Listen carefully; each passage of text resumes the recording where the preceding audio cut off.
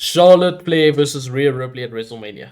That's probably the last thing certain people wanted to hear when they saw Rhea Ripley win the Royal Rumble. Let's be honest. People wanted Rhea Ripley versus Bianca Belair. But I didn't. I didn't. I don't know what MPKH thinks, but I thought that was just the thing that was going to happen. It was going to be Bianca versus Rhea. But when the option of Charlotte came around, I was like, okay, makes more sense. So let's see what you have to say, MPKH.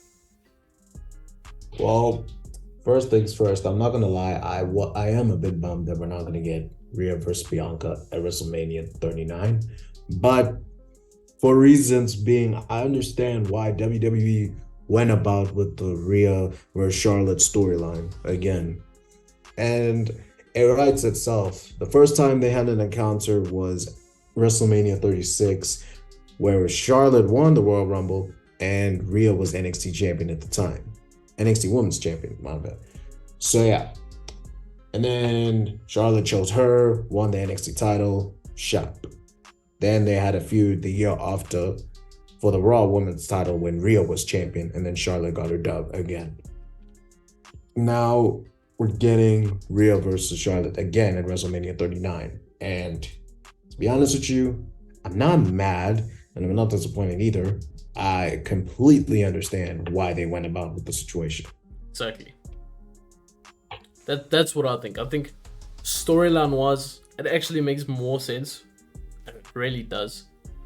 And the other factor is Bianca and Rhea are going to be the top women for the next 5-7 years. Okay?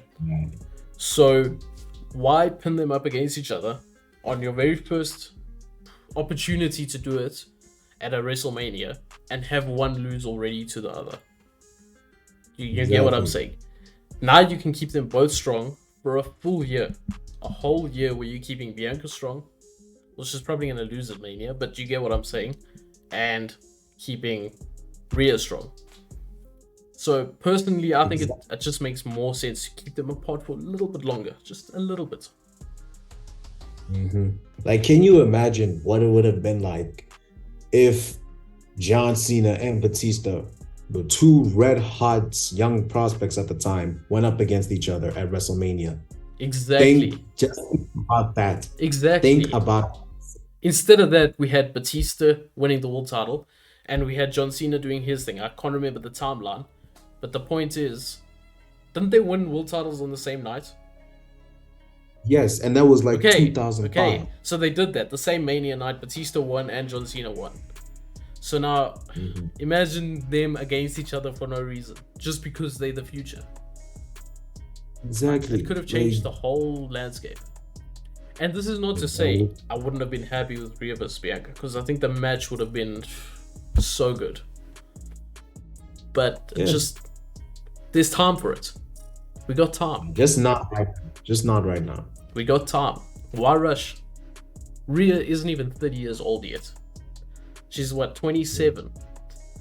Bianca Belair's, I think, 31, 32. We got time. Like, it's ridiculous. 33. She moves like she's in her 20s. Exactly. So I think we have enough time, y'all. I'm telling you, WrestleMania 40, we're getting that match. Yes, I agree. Next year, I agree. Because Rhea has so many things to fight for in this match. She's got her revenge over Charlotte. She's got, obviously, the SmackDown Women's Championship. And, of course, Grand Slam champion. So she would, the only title she would need thereafter is a tag team championship. Then she's literally got every single title. So I think it's good for her to get more on her name, more on her resume going forward. Yeah, exactly. Now, and another thing I wanted to bring up, yes, and we've been talking about this off camera for months, the SmackDown Women's Division. Like, bro, I think WrestleDrop made a video the other time saying about Ronda Rousey's title reign and saying how it didn't help her because she was up against mid-card women talent. And we've been on the topic of a women's mid-card championship being in WWE. We'll make a video about that one day, but not right now. But yeah, I feel like the women's division on SmackDown had zero, and I mean zero star power. Because can you imagine? Because if we're being honest, do you guys really want to see Charlotte Flair versus Raquel Rodriguez? And I know so many people in the IWC don't like Rodriguez for some odd reason. I don't know what it is. But yeah. But can I tell you something? To that point, Rhea Ripley is the champion of SmackDown. With those mid-carders, in the likes of Liv Morgan, Tegan Nox, and so on, Rhea Ripley can have fantastic matches with those people. Why? Because Rhea Ripley is a dominant wrestler against smaller mid-carders. I wouldn't call them all mid-carders, but smaller, especially Liv. She's not really a mid-card anymore, if we're being honest. Especially not after that Rumble performance. But the point is, she could do more with those people than Ronda could. She could do more with those people than Charlotte could. So I think her as champion for that whole brand would be great. Exactly. And you have another big name on your division to help you out. And you'll get even more bigger names on SmackDown during the draft. Oh, for sure. Post WrestleMania. We hope. We hope so. Because we all know how WWE loves to snub SmackDown off of big names. For sure. Like, it's no secret. And I mean, when she's on SmackDown, matches against Raquel Rodriguez could be fire. That's a SummerSlam one. That's a SummerSlam one. Match against Liv Morgan, I could argue just off of early prediction, she could be the one to defeat Rhea. Just off their history. Yeah. Just an early random prediction. If not Bianca, obviously, depending on what happens between them two. You have Tegan Nox, Xia Li, Sonya Deville, Chelsea Green if she's going on SmackDown. Shotzi. Is she on? Shotzi, yeah. We don't know. Got a lot. Chelsea's on Raw. We saw her on Monday for like a short segment. She was requesting Swiss chocolate, bro. Swiss chocolate. Oh. So I just think she could work with that talent better than Ronda or Charlotte could.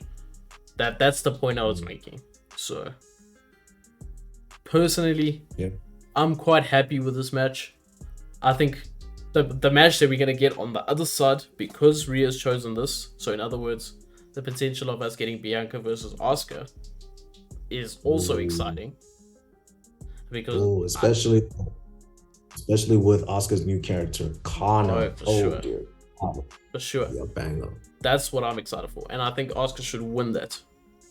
Asuka doesn't have a WrestleMania moment. We forget that. She lost her streak to Charlotte Flair at Mania. Yeah, we don't talk about that here. Next. Like, as far as I remember, she hasn't had a moment yet. Unless she won the tag titles with Kairi Sane at Mania, but that's just a random thought. It's not. It might be something I've made up here. So, Kana, Asuka, whatever she is, I think she deserves an opportunity to have a WrestleMania moment.